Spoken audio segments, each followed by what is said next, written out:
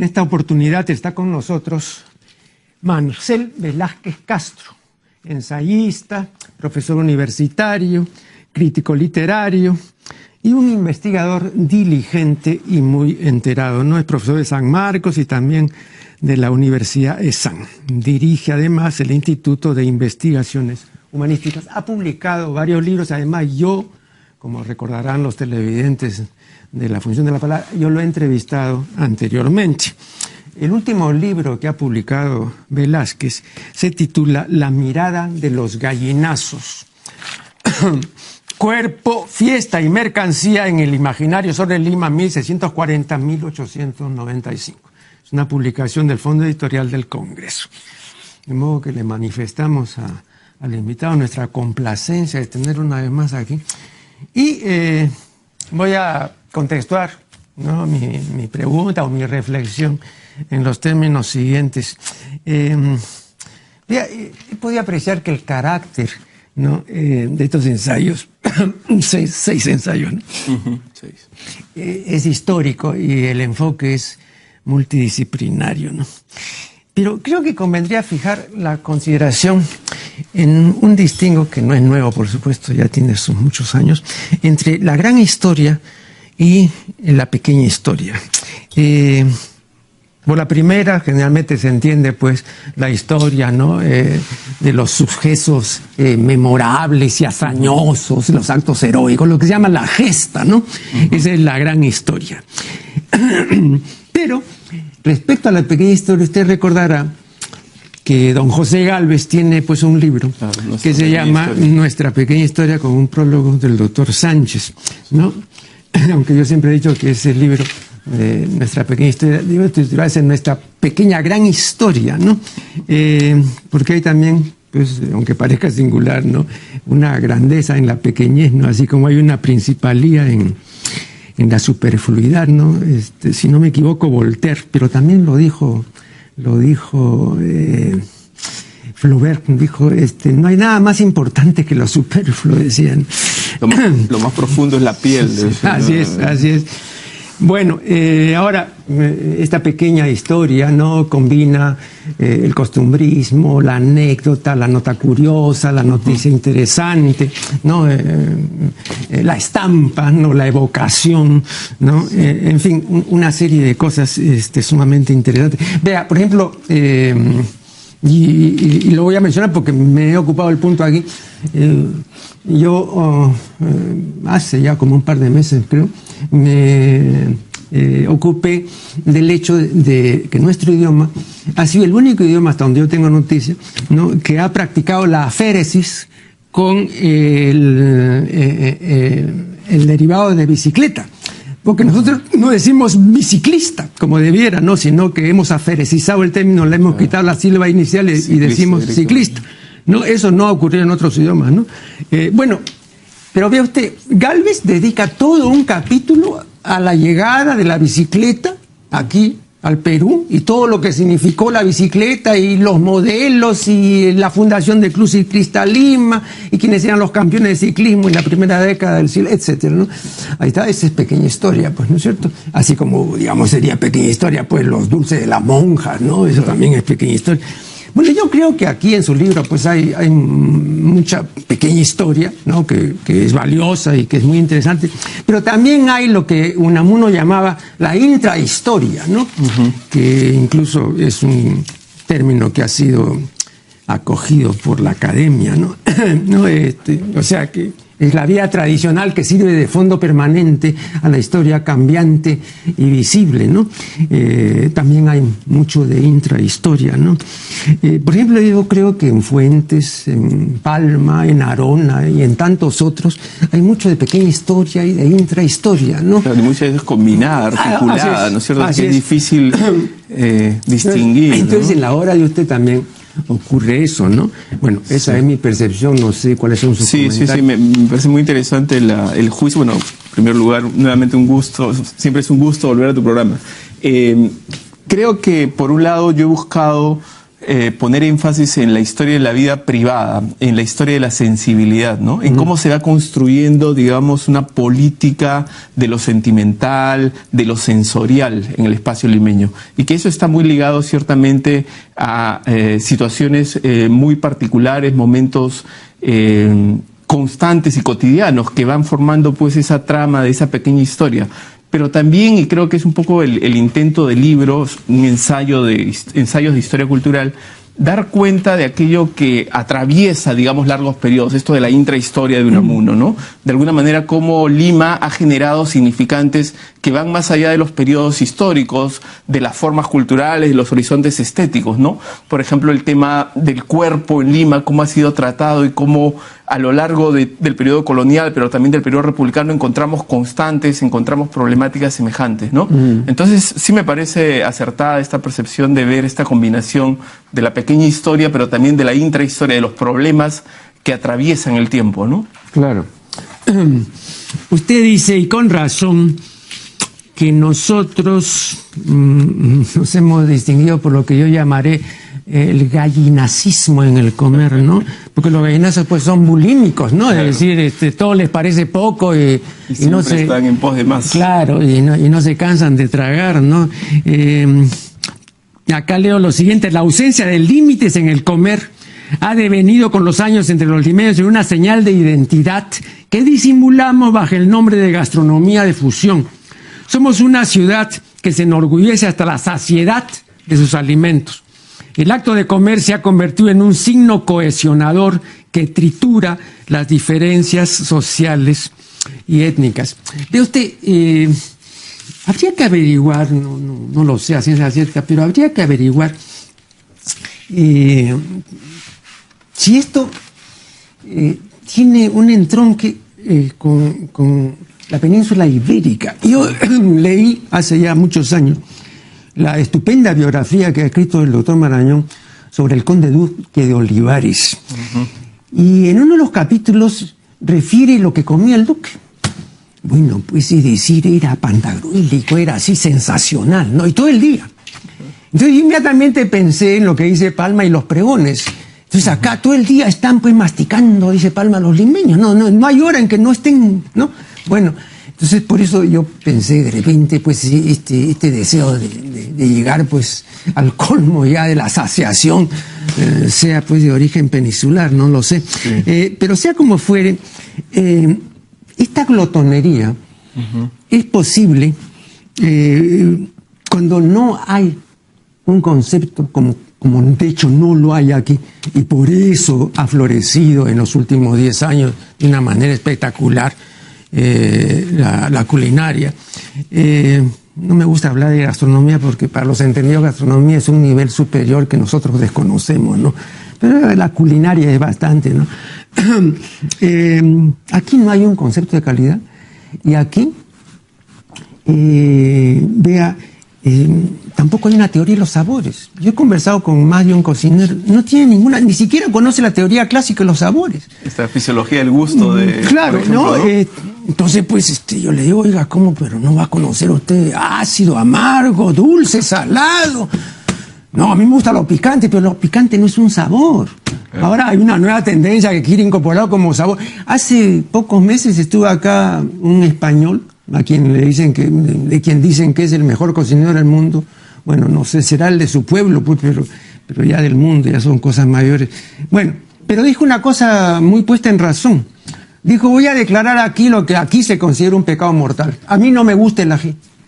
Pero claro, es que el ají altera completamente la percepción, digamos, la sensación que ocasionan los otros sabores, los sabores clásicos, ¿no? Que son los 4 de la teoría tradicional. Entonces, solamente así, bueno, ese es mi punto de vista. Si no hay un concepto de calidad, ¿no? Y si no hay una teoría de los sabores, entonces lo que hay simplemente es pues un deseo de saciarse. Un cocinero acá dijo que, por ejemplo, el ideal ahora de los cocineros es que usted consuma en restaurante de ellos y luego se echa a dormir como una boa, dijo.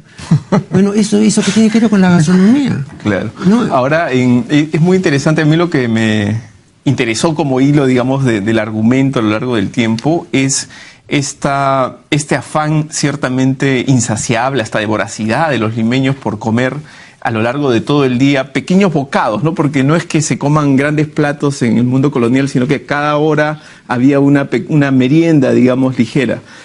Pero que yo asociaba... Hay que sumar, ciertamente. Pero yo lo asociaba también a esta idea de la cultura popular, ¿no? Porque la cultura popular y el modelo del carnaval como un momento de exceso, pero claro, el carnaval está fechado y es una fecha excepcional, ¿no es cierto? Claro. Acá pareciese que el carnaval fuese perpetuo, que lo excepcional se volvió norma, ¿no? Y también como hoy nosotros hemos, creo, sin mucha reflexión crítica desde la lógica de la teoría de los sabores, pero también sin calibrar qué realmente significa construir una identidad a través solamente de los alimentos, ¿no? Se celebra mucho, parece casi un pecado mortal objetar o cuestionar las bondades de la comida peruana, pero es un discurso, lo que yo ya en algún momento mencioné como un nacionalismo gastronómico, creo que fue lo que dije, en el sentido de que creemos que eso nos hace parte de una comunidad mayor, ¿no? Una comunidad que aparentemente democratiza y deja de lado las diferencias y las jerarquías, ¿no? Y me parece a mí eso bastante difícil de sostener, ¿no? Porque lo que nosotros vemos más bien es una exaltación muchas veces sin fundamento, sin una comprensión del fenómeno y sin una puesta en el largo tiempo, ¿no? Porque, por ejemplo, González Prada decía, ¿no? Si me preguntan qué hacen los limeños en este momento, diré, están comiendo, ¿no es cierto? O sea, había siempre una crítica a esta práctica. No solamente era la aceptación jubilosa del presente, sino una crítica que de alguna manera debemos recuperar y volver a pensar cómo hemos podido aceptar de alguna manera dócilmente, creo, este paradigma del nacionalismo gastronómico, ¿no? Vamos a hacer aquí la primera detención en el camino y ya retornaremos.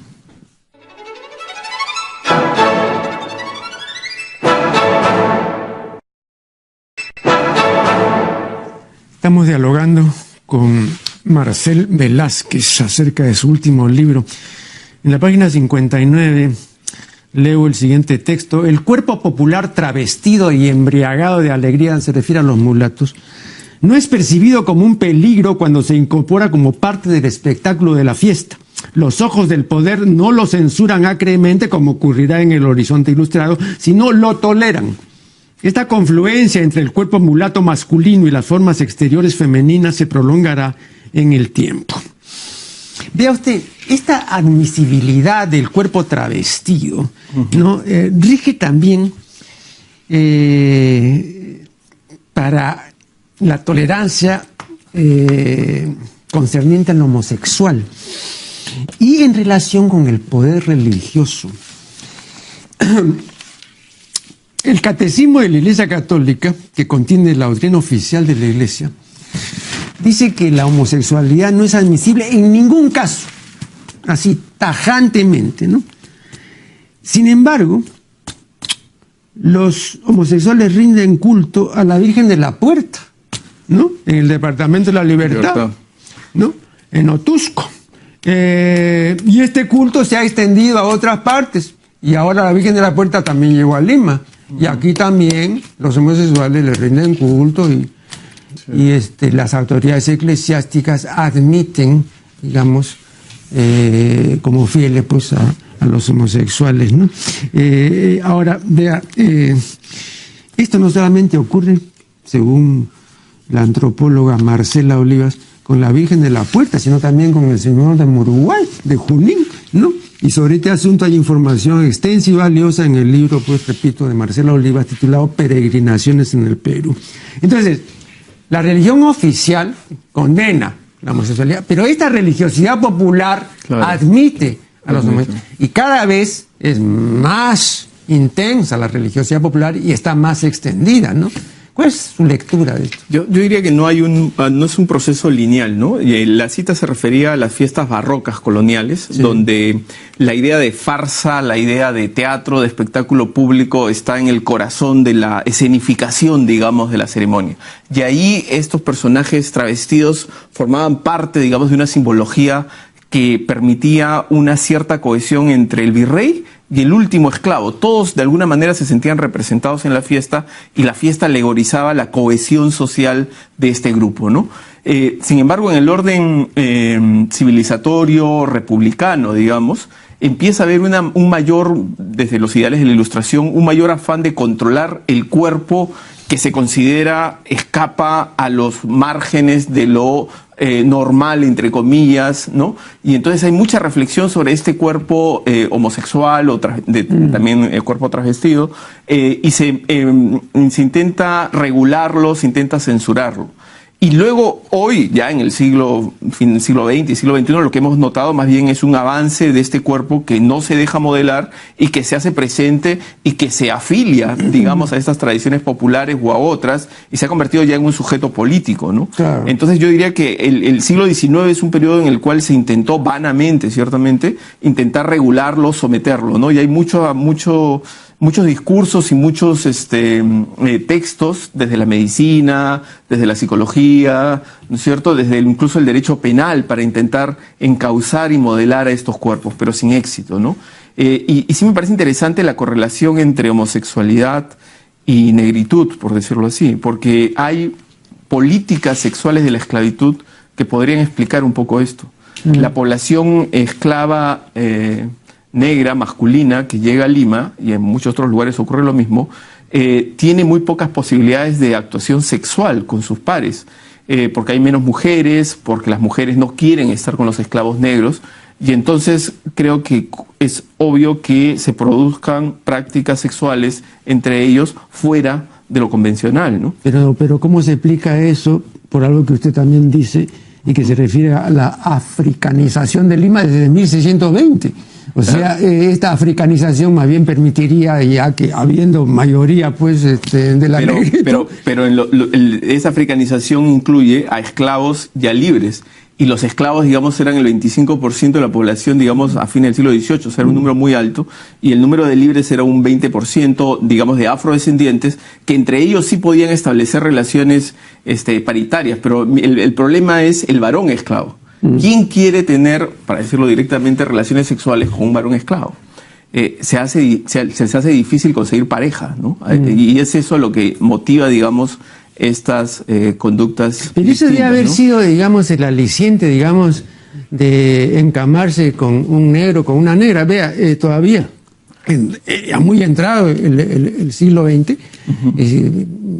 recordemos simplemente el éxito de Matalache, que ahora, bueno, ya no sería, pues, pero yo he tenido ocasión de conversar con gente mayor que pues consideraba pues es una obra muy inconveniente, ¿no? Claro. Porque había una sugerencia pues muy así, clara, muy clara. Claro. Pero es como un movimiento doble. Por un lado hay esa fantasía sexual con el varón y la mujer negra, ¿no? Porque con los dos ocurre. Pero por otro lado este afán de sometimiento, de subordinación, ¿no? De verlo simplemente como mero cuerpo, mera materialidad, ¿no? Yo me acuerdo en juicios de esclavos, hay un esclavo varón en el siglo XIX que va a la justicia a demandar a su ama, porque su ama le exigía que la bañe todos los días y que tenga trato sexual con ella todos los días, ¿no? Y el varón esclavo decía, ya, esto es demasiado, ¿no es cierto? Claro. No hay descanso. Entonces, efectivamente, había también esa fascinación, ese encanto por ese imaginario de la potencia sexual del varón negro. Ahora, eso parece que ha sido un factor determinante, y le voy a citar a un autor célebre, ¿no? Y además muy inteligente, que es Faulkner, ¿no? Faulkner, no sé si usted sabe, cómo explicaba el racismo tocante a los negros en los Estados Unidos. Y él decía que eso era muy fácilmente explicable, porque los blancos sabían que en las lides del amor, y sobre todo ya en las lides que llamaría en la torre cameras, iban a ser derrotados terriblemente los blancos. Por goleada. Claro, por goleada. Entonces, una vez que mujer blanca probaba negro, no, se acabó, ¿no? Y eso explica, pues, ¿no? Entonces, por eso tenemos, pues, que rechazarlos y todo, ¿no? Y a mí me pareció muy plausible esto, ¿no? Claro, además que parte también de la leyenda del poder, pues, así inmenso, sexual que tienen los negros, ¿no? Claro, porque están asociados a lo más, en la mirada racista y deshumanizadora, ¿no? Están asociados al elemento más animal de la condición humana, ¿no? Más cercano a ese poder de la naturaleza fecundante, etcétera, tanto el varón como la mujer, ¿no? Luego, aquí en la página 67, dice, en todo castigo había una dimensión simbólica situada más allá del afán de justicia. Se trataba de montar un teatro abominable que tenía como protagonista el cuerpo del condenado, pero que estaba dirigido a los otros, a los inocentes. El público no asistía como pasivo espectador. Los miembros de este colectivo heterogéneo insultaban, humillaban e incluso agredían físicamente, etc. No, bueno. Ahora ve usted que de la muerte como espectáculo y en la Plaza Mayor se han ocupado muchos, ¿no? Y una vez comencé a reunir material y el que menos, pues, no solamente hablaba de ellos, sino que era un frecuentador, ¿no? de estos ajusticiamientos que se hacían además ante la vista y paciencia de todo el mundo. Pero esto no era nacional. Esto, la muerte como espectáculo, es mundial y puede ir desde la India, y le menciono eso por los trabajos de Sersvens, hasta Inglaterra, y se lo menciono porque hay un ensayo muy bueno de Arthur Koestler, ¿no? Sobre el espectáculo de la muerte, sobre todo en la campiña británica. Dice cómo sería, digamos, la profusión de patíbulos y de orcas, que estas figuraban en las guías de viajeros, ¿no es cierto? Como sitios de los atractivos. Claro, ¿no? Como para ir a ver, claro, etcétera, ¿no? O sea que está tremendamente difundido. Sí. Y yo no sé si uno puede, digamos, aducir siempre, ¿no? Se trata de un espectáculo abominable y que para que los inocentes vieran lo que les podía suceder, etcétera. Porque le voy a contar algo.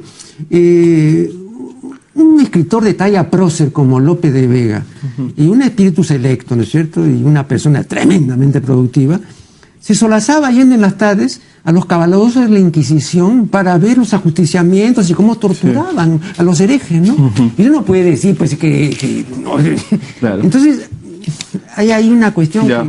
A mí me parece interesante el problema, ¿no? Porque, bueno, primero es cierto, esto que ocurría en Lima no solo ocurría en Lima, ocurría en muchísimas ciudades y tenía que ver con una lógica del castigo que todavía tenía raíces medievales, ¿no? Donde el cuerpo tenía que pagar casi en una proporción equivalente al daño que había cometido, ¿no? Había casos el caso que yo menciono ahí, que está en el diario de Lima, de un negro que había matado a varias personas y que va a ser arrastrado primero, luego muerto, se dispara contra él, luego se le cuelga cuando ya está muerto y luego se le cortan las manos para llevarlas al lugar del castigo. O sea, a mí me parecía muy importante cómo en ese mundo colonial todavía el castigo tenía ese carácter de espectáculo en los dos sentidos, no solo para, digamos, asustar o amedrentar a aquel que pudiese cometer aquello, sino también el sentido de espectáculo, de diversión, del lugar en el cual la gente disfrutaba morbosamente, de una manera terrible, digamos, de lo que estaba ocurriendo, ¿no? Vamos a hacer acá una nueva detención en el camino y ya regresaremos.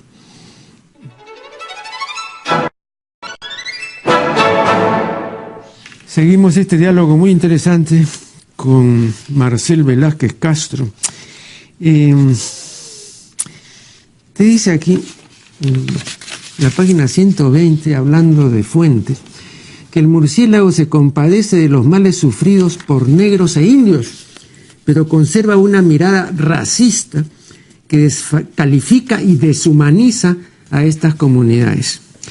Bueno, estimado señor, permítame decirle que aquí, a mi juicio, hay una extrapolación, ¿no? O sea, se utiliza un concepto que pertenece a una época posterior, en una época que lo desconocía, ¿no? Porque, vea, ni siquiera en la época de Mariátegui se hablaba de racismo, ¿no? Él habla, por ejemplo, de la cuestión indígena, del problema del indio, ¿no? Pero además, si vamos con este criterio, pues tendría que haber sido racistas todos, ¿no es cierto? Es decir, pero todos. Y recuerdo perfectamente, y usted lo sabe también muy bien, que Clemente Palma, cuando presentó su famosa tesis, claro, el porvenir de las razas, y cuando dijo lo que dijo de los negros y de los chinos y de medio mundo, no fue objetado por ninguno de los miembros del jurado, que a todos les pareció muy bien, ¿no? Entonces, habría aquí, en este caso, me parece, no sé qué pensará usted, pero habría que distinguir en un distingo que nos enseñó Ortega y Gasset, ¿no? Que es las ideas y las creencias. ¿no? La creencia de que hay razas inferiores y otras superiores, y esa es una creencia, esa no es una idea, ¿no? Y la gente, el 95% de la humanidad, organiza sus vidas sobre la base de creencias, no de ideas. Fernando Savater, cuando estuvo aquí la última vez, decía, y hay una lógica en eso, porque las ideas no ayudan a vivir. Claro. Las ideas son problemáticas, difíciles, rebatibles. Si viviéramos con ideas, pues no podríamos vivir en tranquilo. Entonces nosotros vivimos, ¿no?, cómodamente, ¿no?, afincados en la creencia, ¿no? Ahora, muchas veces pues son creencias disparatadas, ¿no? Pero la gente cree, pues, ¿no? Sí. Por ejemplo, aquí me parece que hay eso, ¿no? Ya, sí, por el uso de la palabra racismo, ¿no?, en la frase. Pero digamos que a mí lo que me interesaba de Fuentes, de Manuel Atanasio Fuentes, del Murciélago, que además es uno de los grandes escritores del siglo XIX, y los que ayudó a fijar esta imagen de la Lima tradicional, sí, ¿no?, en sus libros, en su guía del viajero, en su famoso libro Lima, ¿no?, apuntes históricos descriptivos, etcétera, ¿no?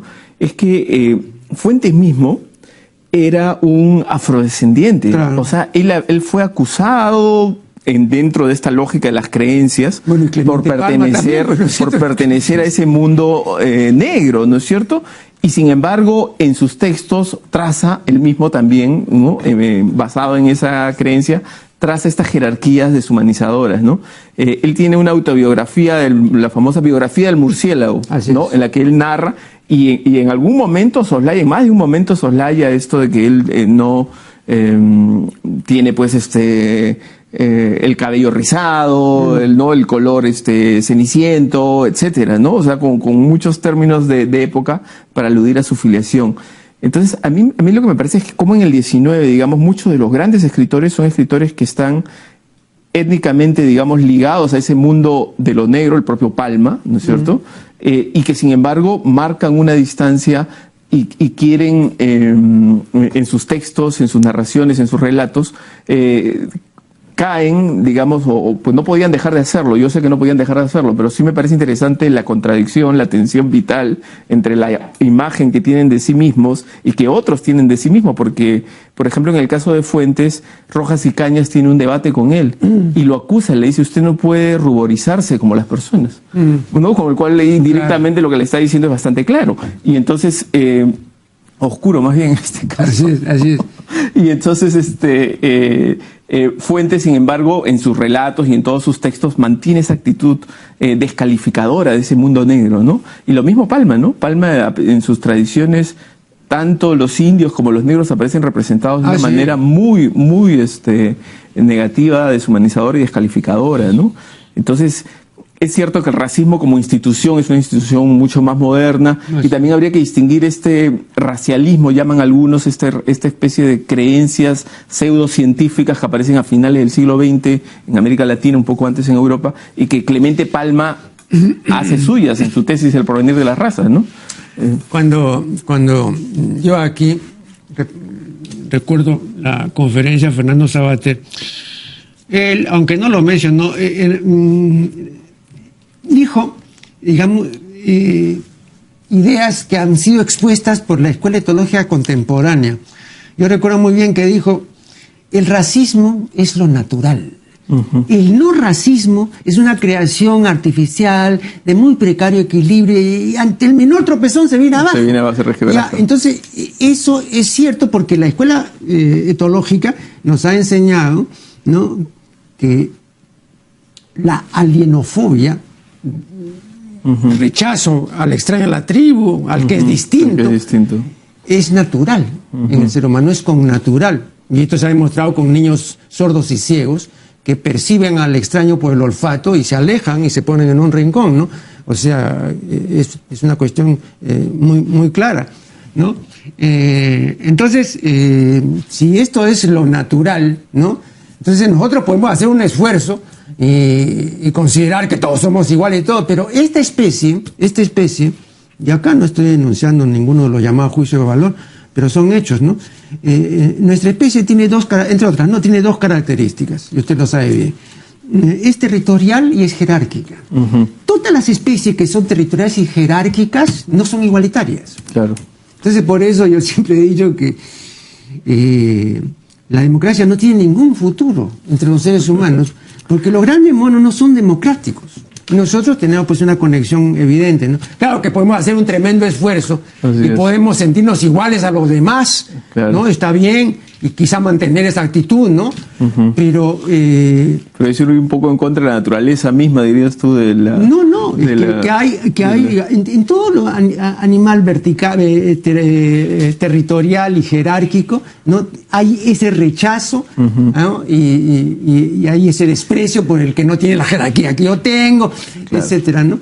Entonces, pero en el caso de Lima es como que la propia constitución histórica de la ciudad con estos tres grupos, ¿no? La población indígena preexistente, la población esclava que fue llegando, digamos, a lo largo de los años y que constituyó rápidamente una primera mayoría de la población española y luego todas las mezclas, los criollos, o sea, también es cierto que es muy contradictorio el mundo de los discursos, porque las prácticas sociales nos revelan un intenso y profuso mestizaje. O sea, era un racismo que no impedía los encuentros sexuales entre personas de distintas comunidades, por lo menos en niveles bastante avanzados, por la manera como va evolucionando la composición étnica de Lima, ¿no?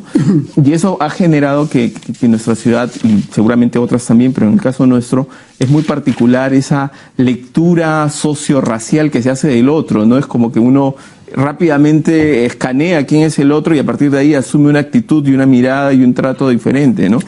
Y lo moderno es muy precario, yo también estoy de acuerdo en ese sentido de que que digamos se valore a las personas por lo cultural o por una igualdad formal es algo que constantemente estalla en el país, ¿no? Incluso hoy, aquí, ahora, ¿no? En este mundo supuestamente secular y moderno, ¿no? Además, vea, cuando se habla de la contraposición, ¿no? De naturaleza, de artificialeza o cultura, ¿no? Hay ciertos hechos que son innegables y que son de naturaleza y que por lo tanto no son creaciones, ¿no? Ni forjas culturales. Recientemente hemos visto vía la televisión, ¿no? Las pruebas de atletismo que se realizaron en Rusia, y en la prueba de velocidad los jamaiquinos pues barrieron, ¿no? Es decir, tienen y todos son negros, y creo que es una cosa muy conocida que los grandes boxeadores negros, que los grandes corredores, el señor Bolt, por ejemplo, que es una cosa espectacular, claro, fuera de serie. ¿No? Pero como me decía Walter Ledegaard, nuestro gran nadador, muy recordado, pero no hay grandes negros en la natación. A él mencióname un gran campeón negro. ¿Por qué? Porque el tipo de piel no desliza bien. ¿Y verdad? Tiene una mayor fricción. No, ¿y verdad? ¿Qué gran campeón negro de natación hay? No se me ocurre. Pero grandes boxeadores, grandes velocidades. Entonces hay pues también una cuota ahí, ¿no? Bueno, y incluso uno lo ve en el caso peruano algo más reciente, en la selección de vóley, por ejemplo. La presencia de las jugadoras afrodescendientes es mucho mayor que en el total de la población, ¿no es cierto? O sea, si uno ve esa selección, uno podría imaginar que nuestro país tiene una mayor presencia de población negra que la que realmente tiene, ¿no? Claro. Y entonces ahí también hay una correlación entre el deporte, porque fue uno de los espacios sociales que le quedó al poblador negro, ¿no? Al sujeto negro, ¿no? Y ahí se desarrolló y tiene éxitos y logros. Vamos a hacer una última interrupción y ya volveremos.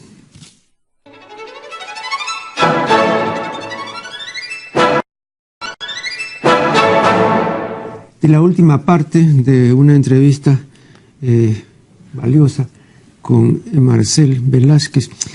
Vea, cuando uno, si es que no lee, ¿no? Pero por lo menos si uno revisa con un cierto detenimiento los 16 tomos de la monumental Historia de la República del doctor Basadre, se sorprende, como yo me sorprendí, de que en esos 16 tomos haya 4 o 5 páginas dedicadas a la música criolla y ni una dedicada a la gallística. Entonces uno, claro, puede decir, el doctor Basadre pues no le interesaba la música criolla y respecto a la gallística le interesaba menos. O tal vez le haya interesado algo, pero no tenía información, etcétera, ¿no? Claro. Esa es la pequeña historia, ¿no? Pero, de todas maneras, ¿no? Uno dice, bueno, pero si se pone a escribir sobre toda esta historia, digamos, global, claro, ¿no? Es que es una pretensión. Entonces hay que estar por lo menos pues medianamente informado sobre tales o cuales puntos, ¿no? Cuando usted nos presenta estos ensayos, quisiera preguntarle, y esta es simplemente una cuestión, digamos, actitudinal, ¿no? Pero ¿cómo se ha sentido usted cuando aborda asuntos acerca de los cuales hay mucho que suponer, pero poco realmente fehaciente? ¿No? O sea, son cosas, digamos, que están sometidas a alusiones o a indagaciones provisionales. Así es. Yo, bueno, elegí deliberadamente en este libro, La mirada de los gallinazos, 6, que está compuesto de 6 ensayos, el ensayo como formato discursivo, ¿no? Con su carácter exploratorio, con su carácter fragmentario. Oiga, esto de los gallinazos, ¿fue influjo valdelomariano directo o no? Sí, Valdelomar de hecho es un referente, y también cuando empecé a indagar en las fuentes y vi que esta figura preexistía Lima y que de alguna manera ha acompañado toda la historia de Lima y tiene una posición privilegiada desde la cual podemos suponer ve la ciudad de una manera distinta a nosotros, ¿no? Eso de estar por encima de la ciudad dando vueltas. Claro. Entonces me pareció una buena imagen, ¿no? Una imagen que podía sintonizar bien también con la propia naturaleza del trabajo, o sea, un poco planear sobre estos temas, sobre estos problemas que van constituyendo la ciudad a lo largo de los siglos, ¿no? Oiga, antes de que usted pase al otro punto, ya que mencioné a Valdelomar, usted sabe que él tiene pues una entrevista al Señor de los Milagros. Claro. Y entonces usted recordará, ¿no? Que él va pues al templo de la Nazarena, y cuando llega pues como ya era una figura, ¿no es cierto? Imagínense usted, pontificaba en el Palais Concert juntamente con Mariátegui a gritos, dice Sánchez, a gritos, ¿no? Porque los dos gritaban. Bueno, entonces llega pues salen los hermanos pues con sus hábitos y le dicen, pase por aquí, hermano, ve, hermano, qué gusto recibirle y todo. Y Valdelomar mira y dice, hermano. Y Valdelomar no era un ejemplo pues de Ario, ¿no? No, claro. No para es nada. Igual acá nuevamente. Nuevamente es esta ambivalencia, ¿no? De Fuentes, de Palma, Valdelomar, ¿no? Sí. Es como que Lima nunca, a pesar del influjo de lo criollo y de lo afrodescendiente, Lima no quisiese reconocerse en esa tradición, ¿no? Y hay como una escisión incluso en aquellos que representan esa tradición, ¿no? Un poco el propio Fuentes, Palma, Valdelomar mismo, ¿no? Entonces, por eso un poco esta imagen de los gallinazos, y también quiero decir algo más sobre ello, y es que los gallinazos miran desde arriba, desde lo alto, pero también tienen la capacidad de penetrar en lo más profundo, en lo más interior, en el interior de los cuerpos, ¿no? Entonces esa combinación me pareció una buena imagen también para el trabajo del ensayista, ¿no? El ensayista que puede trabajar con diseños de grandes ideas, pero que a la vez tiene que indagar y un poco lo que he hecho con algunos textos, en el análisis más fino, más reducido, más acotado. Y yendo al tema de las fuentes, yo creo que hay muchos documentos que la historia de la política, del espacio público ha dejado de lado, ¿no? Considera fuentes poco relevantes para esa historia épica, digamos, de grandes acontecimientos y grandes hombres, ¿no? ¿Sabe por qué? Y entonces la prensa, por ejemplo, yo creo que es una fuente subtrabajada, que todavía nos puede dar mucho en cuanto a avisos comerciales, los avisos de esclavos, ese tipo de cosas, ¿no? No, pero yo le preguntaba también, porque hay libros que en su momento, ¿no?, tuvieron una pertinencia y una relevancia, pero que también por otras razones han sido cuestionados, ¿no? Por ejemplo, ¿qué valor concede usted a la obra de Terraya y Landa? Lima por dentro y fuera, ¿no es cierto? Bueno, algunos lo consideran que es un pasquín, que no puede ser, que presenta una ciudad mugrienta y claro, llena de vicios. Llena de vicios, ¿no? Pero entonces, ¿qué hace el investigador? Claro, pero es una fuente literaria, hay que entender eso, es una representación de la ciudad, no pretende, a pesar de que tiene ese ánimo denigratorio, acusatorio, no pretende ser una representación cabal, como puede ser una fotografía o como puede ser algún otro tipo de fuente. No es una representación literaria donde evidentemente están cargadas las tintas, pero incluso en esas tintas cargadas te revela una lógica de producción de sentidos, te revela determinados tópicos para el ojo de aquel que llega a la ciudad y la mira, ¿no? Yo creo que muchas veces, en el caso de Lima, los limeños hemos sido un poco incapaces de mirarnos a nosotros, y ha sido la mirada del otro, del viajero, del pintor del siglo XIX, de un personaje ajeno, digamos, a nuestro espacio, el que ha dado muchas veces pinceladas, ha dado algunas miradas muy acertadas de lo que somos, ¿no? No hemos generado esa distancia crítica para mirarnos desde afuera, ¿no es cierto? Es un poco también la imagen esta del gallinazo, por eso para mí me parece muy interesante, porque que mira la ciudad, ¿no es cierto? Hay una labor también, ¿no?, de separación y de filtrado, ¿no?, respecto a las noticias, ¿no? Le voy a poner, por ejemplo, el caso de Flora Tristán, ¿no? Cuando Flora Tristán se refiere a la mujer y a la libertad de la limeña y a la jugadora de Chorrillos y todo, es atendible. Pero cuando ella habla del olor de los negros, y dice que la hace vomitar prácticamente, que es algo insoportable y que no hay nada que pueda combatir eso, ¿no? Sí. Bueno, entonces, ¿era un problema de ella o está revelando, digamos, una realidad, ¿no? No sé. Sí. Bueno, eso era como un tópico retórico de la época, ¿no? En varios textos se hace mención a ese olor como una cosa insoportable, algo que no puede el sujeto iletrado, ilustrado, ¿no?, occidentalizado, urbano, no puede manejar, ¿no? Pero es curioso porque Flora, al final de su libro, cuando está en la hacienda de la Valle, tiene como una actitud mucho más horizontal, dentro de lo posible, con la población negra, ¿no? Y se compadece de una negra, por ejemplo, que está castigada en una especie de prisión, y la mira a los ojos, y entendemos que hay como una especie de vínculo afectivo, aun cuando no hay palabras ahí, ¿no? Entonces, como el propio personaje va adoptando distintas figuras en su trato, en su relación con esa otredad, con esa alteridad que significaba la esclavitud, y también, por supuesto, el tema étnico de la diferencia, ¿no? Ahora que estamos hablando de los olores, estoy recordando el libro de Adriana de González Prada, Mi Manuel, ¿no? Que Adriana habla también de los olores, ¿no? Y bueno, salen mal parados Ventura García Calderón y don José Gálvez, ¿no? Sobre todo Ventura García Calderón dice que un día llegó, don Manuel no lo quiso recibir porque, bueno, estaba en otra cosa, y se tuvo que retirar. Pero dijo que dejó impregnada la casa, ¿no? Y que era una cosa así tremenda. Un aroma. Sí, y luego otro que también lo pinta con muy, muy malos colores, a don José Gálvez, ¿no?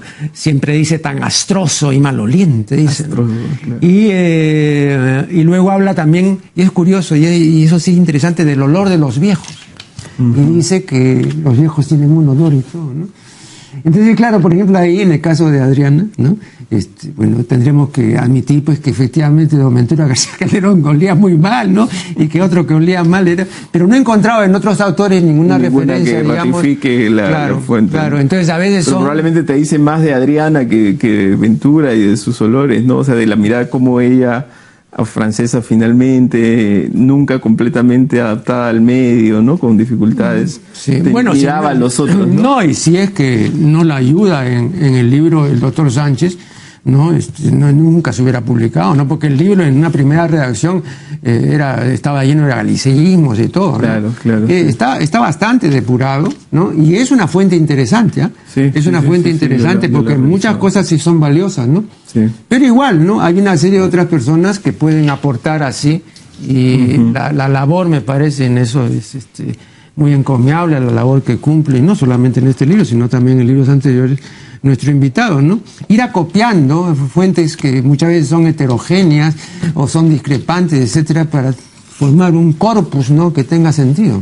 Sí, un poco esa ha sido la imagen, digamos, la tarea que me he impuesto un poco en este libro, ¿no? ¿Cuáles han sido las variables que han ido constituyendo simbólicamente la ciudad de Lima, pero también construir una narración, un relato, que aquella persona que no es historiadora, que no necesariamente pertenece al mundo académico, pueda seguir y conocer más de su ciudad, ¿no? Porque finalmente no solo la ciudad nos habita a nosotros, o sea, todos nosotros exportamos elementos de esas tradiciones, de esos problemas, ¿no? Y revisando fuentes heterogéneas es que uno puede tener una mirada mucho más caleidoscópica, mucho más compleja de fenómenos que incluso hoy nos siguen interpelando, como era el tema de la comida con el que comenzamos, el tema de la sexualidad, el tema del racismo, de las construcciones raciales. Son temas que siguen vigentes, que de alguna manera siguen interpelándonos, ¿no? Yo creo que este libro ha intentado un poco eso. Se ocupa de la Lima tradicional, pero mirando problemas que hoy todavía siguen estando en el centro de nuestros dilemas. Brevemente le cuento lo siguiente. Yo hace más de 30 años dirigí en este mismo canal un programa que se llamaba Contrapunto. Yo era el moderador y tenía un selecto panel invitábamos a gente de la cultura, muy rara vez a políticos. Bueno, y uno de esos invitados fue Juan Manuel Ugarte del Espur. Y uno de los panelistas era Armando Robles Godoy, ¿no? Que en paz descanse. Bueno, los dos, ¿no? Porque también ya Juan Manuel lo dejó. Pero recuerdo que una de las preguntas que le hizo Armando, le dijo, y además ejemplificando su pregunta, ¿no? O sea, en estos momentos, por razón de tiempo, no lo puedo hacer, ¿no? Como estas manifestaciones extravagantes o chirriantes que nos ofrece también Lima, sobre todo en su arquitectura, en su disposición, sí. En fin, en el llamado de la MER, en fin. Y le dijo que por qué y que desde cuándo era. Y recuerdo que Juan Manuel dijo que eso es muy antiguo y se remontó al siglo XVII. Y dijo, ese mal gusto que es patente, no es novedoso. No es republicano. Nuevo. Sí. Entonces también eso me pareció interesante porque claro, también se puede averiguar y discutir. Bien, pero me indican que el tiempo se ha vencido, de modo que le agradecemos una vez más a Marcel Velázquez su valiosa colaboración y con ustedes será hasta el programa siguiente.